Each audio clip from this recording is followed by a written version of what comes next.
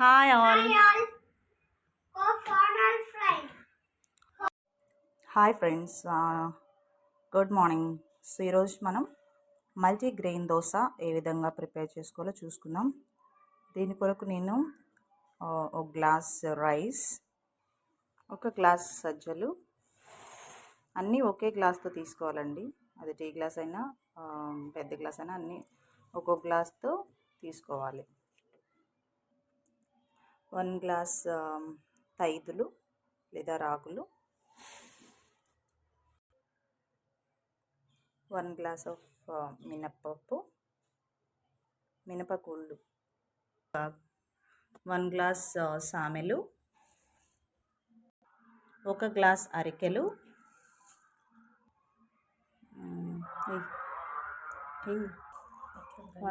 సామెలు అరికెలు కొర్రలు కూడా 1 గ్లాస్ తీసుకున్నాము. 1 గ్లాస్ జొన్నలు.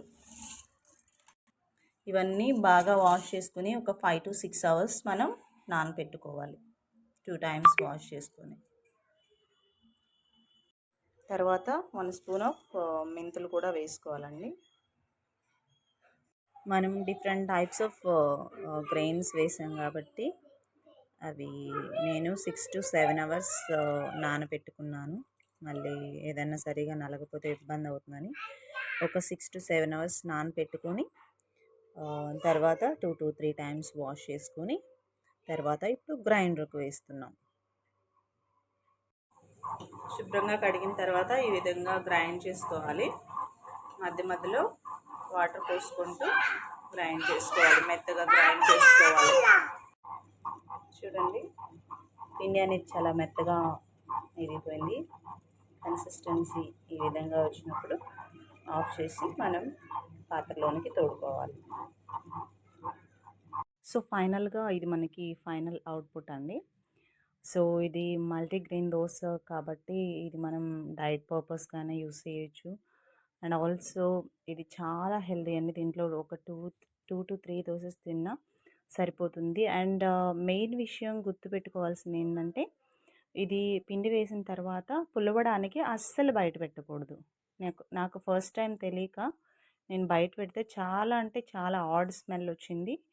వీటిలో వేసిన గ్రెయిన్స్ ప్రాపర్టీస్ ప్రకారం ఇది నానబెట్టినప్పుడు 6 to 7 అవర్స్ బాగా నానబెట్టాం కాబట్టి సో ఆల్రెడీ నానబెట్టేటప్పుడే ఇది పులిసిపోతుంది. ఆ పులుపు సరిపోతుంది మనం డైరెక్ట్గా దోశ వేసుకోవడానికి. సో మనకి ఎంత క్వాంటిటీ కావాలో అంత క్వాంటిటీ మాత్రమే తీసుకొని అప్పటికప్పుడు దోశలు వేసుకోవడమే. ఈ విషయం అస్సలు స్కిప్ చేయొద్దండి. మీరు అస్సలు బయట పులియ పెట్టొద్దు.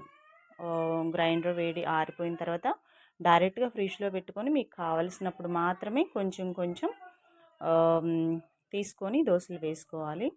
So this is for the day. And దీంట్లో అల్లం చట్నీ, వేరుశనగ చట్నీ ఏది వేసుకున్నా చాలా అంటే చాలా టేస్టీ. అండ్ ఎవరైతే కొంతమంది డైరెక్ట్గా జొన్నలు, రాగులు, సజ్జలు అలా కొంతమంది అవి డైరెక్ట్గా తినలేని వాళ్ళు ఉంటారు.